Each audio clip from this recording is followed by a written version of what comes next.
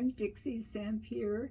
I'm a watercolorist and I use all the other paints to paint with. There's more than one way to paint. I'm eager to share with you some of my happy hints with watercolor palettes. Yeah, I have a few different kind here that I'll talk about. This is one of my old John Pike palettes. It's very sturdy. I don't think it'll ever crack. I put this reference on the cover. So, oh yeah, I remember this palette's got that particular paint, so that's where I want to go. Oh boy, I love this palette because you can drag the color out very easily. This is a piece of cork. Why do I have that in here? It keeps the paints from mildewing. So that keeps me happy that I don't have to clean this up after not using it. The mildew stays away. So when this palette was new, there were no places to put paint here. So what I did was get some jar lids. The jar lids were placed in there with super glue. And they have stayed and stayed and stayed. So I got a whole bunch of colors for this palette that didn't have any places to put paint there in that bottom row. Yeah, just plastic jar lids come in handy. Now the other palette that I have is one by Donna Sagata, one of my favorite watercolors. She came to demonstrate for the San Diego Watercolor Society and I was there. I loved her palette. This is the reference that I added on here for what's in here. Okay, these particular watercolors are all opaque. The others were mostly transparent. That's one thing about watercolors. They all do something different and you need to get to know them. So with this one, it's all opaque colors. Aren't they beautiful? I love painting with this palette a lot of different times.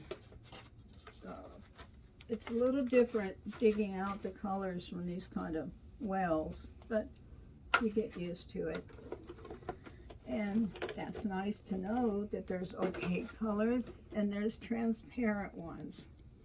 Now then, the next palette that I want to show you is a basic primary palette.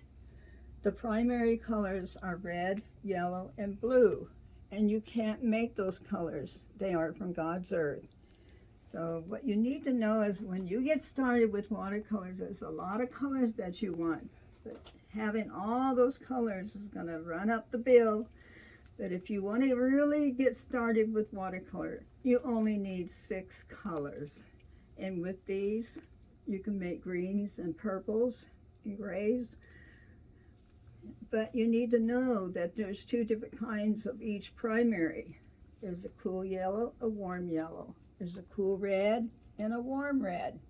There's a cool blue and there's a cool blue, warm and cool.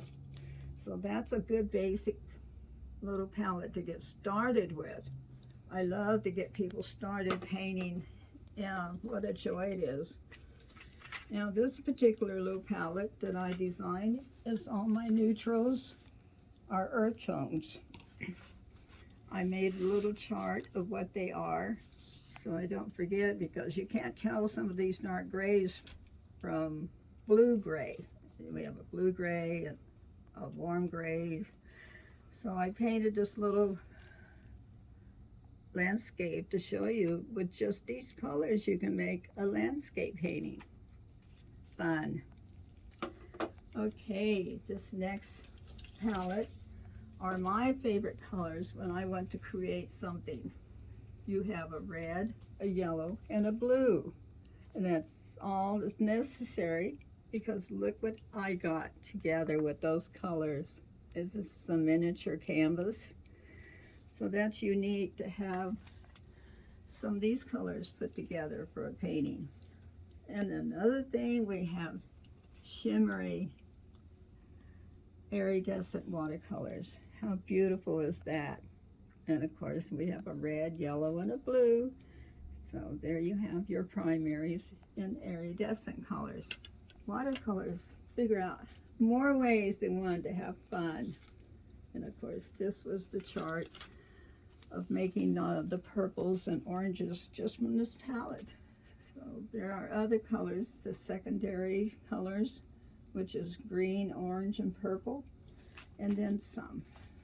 So one of my ideas I do at the craft fair is make hand-painted bags for people to buy my little miniature paintings and canvases to go home in. So, anyway, have more fun with watercolor now that you know some things, okay? Enjoy.